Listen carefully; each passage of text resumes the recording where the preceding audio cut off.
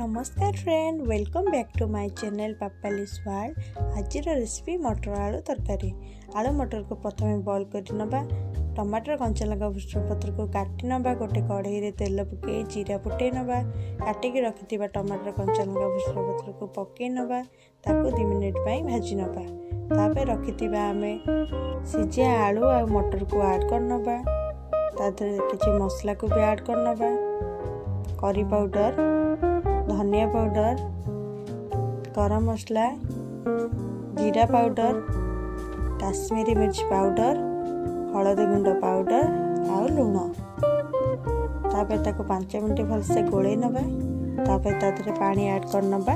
देखंतु कवर बंद कर नबा। एबे 5 मिनट पर फुटला पर देखंतु हमर रेडी हो गला आलू मटर तरकारी। जदि रेसिपी आपको भल लगे मो चैनल को लाइक, कमेंट, सब्सक्राइब करिए जमा भूलिए नहीं। नमस्कार।